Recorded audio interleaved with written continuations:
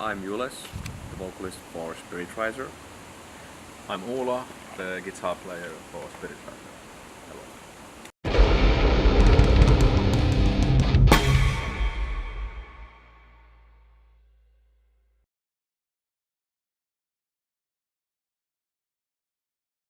Hello. Yeah, well, we started like,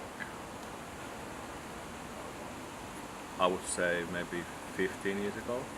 15? Yes. Oh wow. But like lots have changed after that.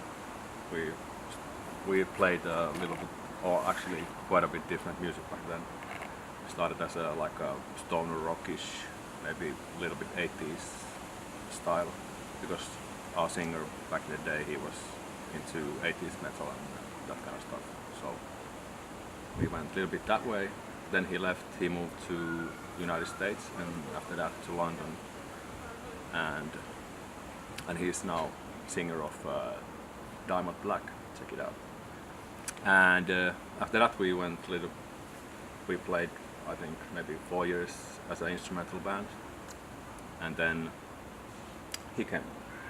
Yeah, that was And then 2014 or sounds 2013. good to me. Because I heard that these guys are still playing, because we actually tried before, I think it was 2011, something like this, and I got to know Uula, and I heard about their band, and I really liked the material that they were making during those days. And then I kind of offered, like, maybe we could try out something with me, and I think it just kind of fell that we never had time to do actually something seriously in 2011. And again in 2013 I came to Finland and we were recording, and during the sessions I spoke with my friend and I asked her like if they still have the band, and she said yeah, they're actually gonna have a show in the downstairs of Nosturi in Alakerta. And I was thinking like, wow, okay, so who do they have for the vocals? No one, they're gonna play an instrumental show. Okay. I called to Uula and said basically like, so you guys are gonna have a show. I think I should sing with you guys for that show. And apparently he thought that was a good idea. So we did that. That was the first show of the new Spiritraiser in Alakerta of Nosturi. I think that was 2013. Yeah. And we immediately started talking about maybe recording an album. Yeah. I have to mention that this dude, I think this was like 2 months before the show. Oh, okay. I And thought he like didn't- 1 week or no. something. I was like, Not what? quite. Yeah, Almost. He didn't have like anything, and then like no lyrics, almost at all. And then we had like 2 practices before that, and just clicked.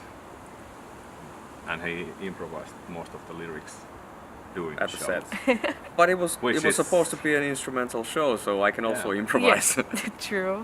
But for me, because I love improvising music, that's like what I live for. And there's this guy who's gonna improvise like vocals during the show. I was like,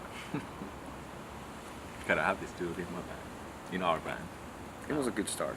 It was really good.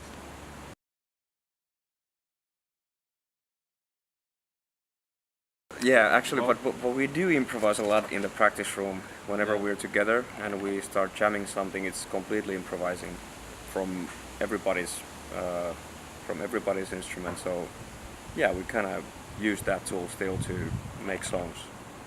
And yeah, and that's like the main, like how we do the songs is like we improvise something and then record that, and then okay, this is a good part, this is not, and then we start to build from there. So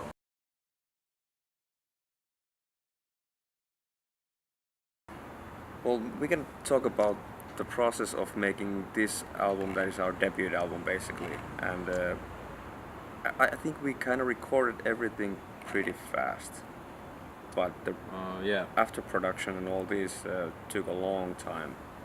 And now finally we are in a point that we can put it out to people to listen to the album. So we're really excited about that, but because of it took so much time to come to this point, everybody was already like going forward. So okay, let's start making new songs, and we already had a lot of material, but we want to make good songs.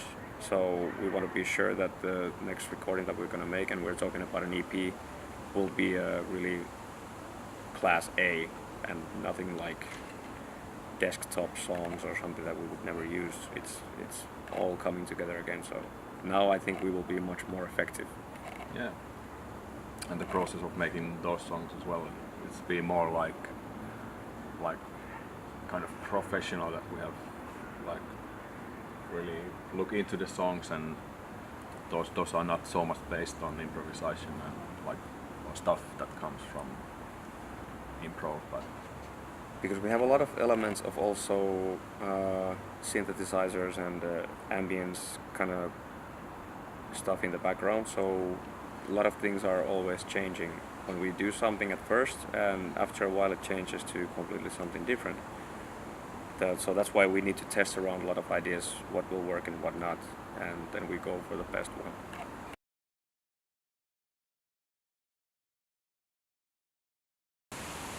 I wouldn't say lose focus, but I would say that I lose myself in a way in the music, because it's well, yeah, it's not so like tight like form of songs, so there's lots of room to do stuff, do it a bit differently, and it's well, yeah, I kind of lose myself into the music in a good way. I think But the focus is it's like really intense. what we're looking for example, when we are throwing out some ideas at the practice room, is that it needs to have that kind of feeling like, wow, we found something right now. And it can be very atmospheric, it can be the general feeling of everything, how the music is, but it needs to be some collective kind of feeling with everybody like watching each other like, wow, this is going to be amazing. And I think that was the case also with the songs that are now coming out. But this is also the way that we are continuing to make the new songs. But it has its, for example, for me it's a kind of new challenge to be in this kind of a band, and this is kind of very much like my music in many sense, but it's a different process of also kind of entering the music, entering the riffs, and trying to feel like how can I help to make this better, what can I do, and that's how it kind of lines up the song for me. I know where my parts are, I know what I'm gonna do where, so it sums up the song for me. But for these guys, they might be throwing out ideas, like 100 ideas, and get 4 or 5 good things to use in a song. So it's a big process in a way.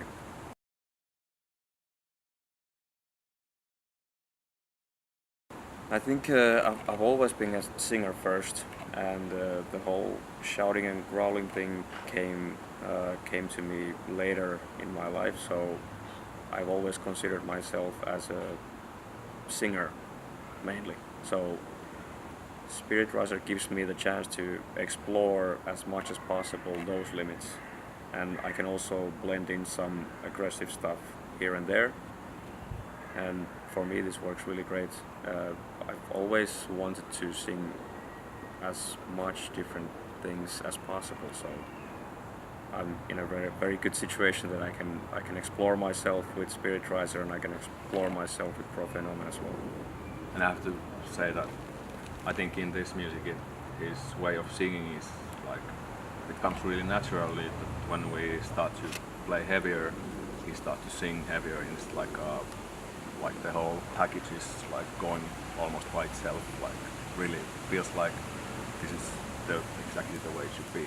It doesn't feel like forced to, Yeah. that now you should crawl or you should shout, or anything, that it just goes with like how the music should go and how the vocals should go. It just flows. Yeah. Which is nice. It's nice.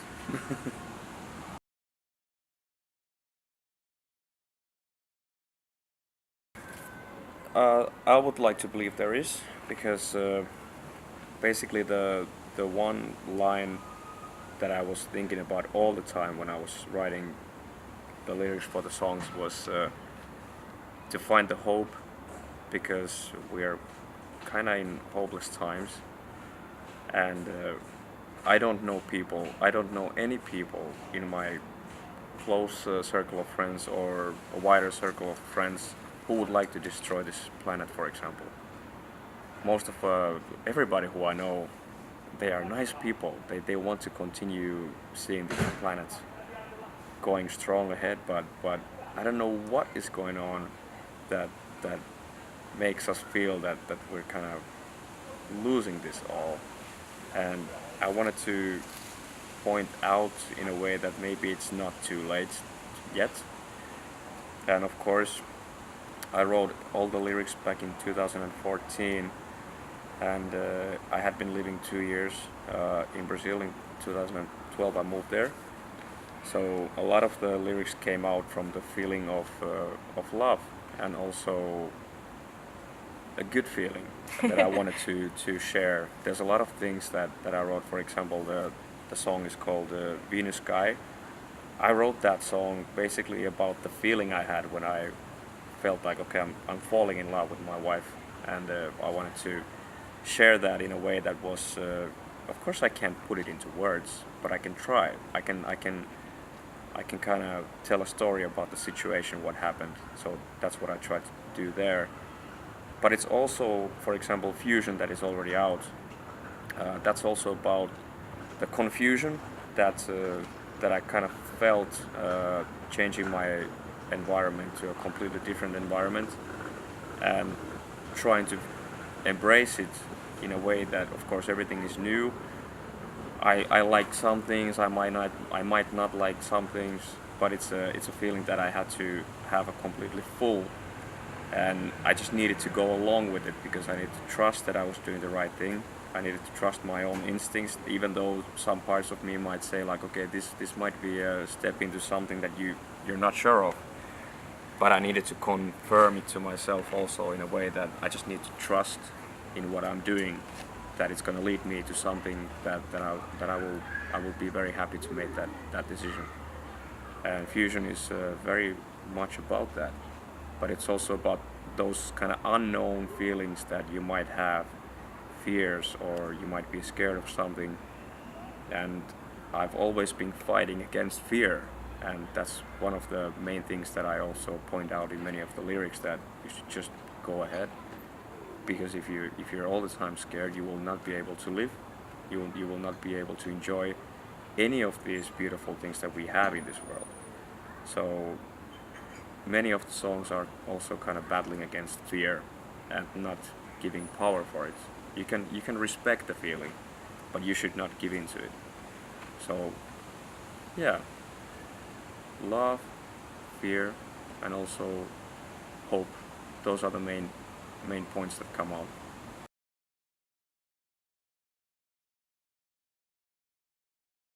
We will definitely do at least a couple of shows. I think we can already talk about the show that we are planning to be a big one.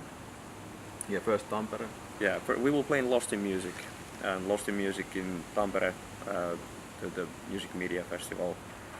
We will play in Jack the Rooster, and then we also have the official record publishing You cannot show. mention the date. We cannot. You can. I can. 17th of October we will play in Nosturi. And that's gonna be a big one. Lost in Music is I forgot the date. 6th of October, Lost in Music. But the record publishing show is gonna be big. We will put out.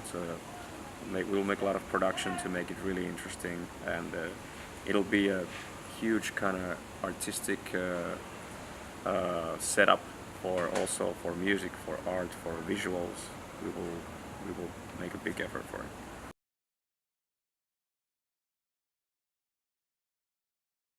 Well, we are putting out a video soon.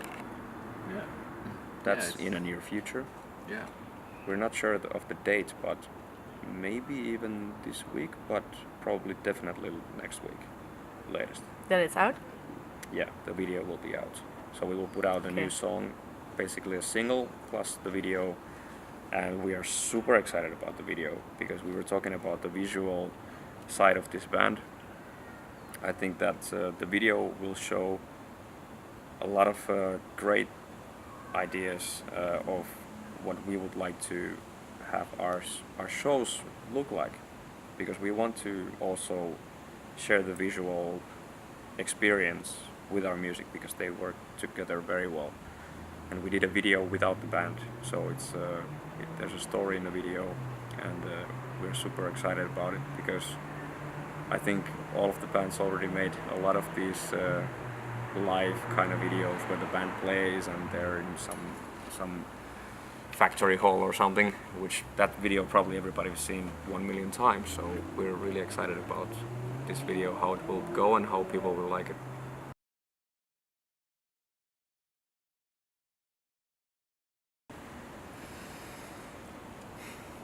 Okay, Be intelligent, Uula.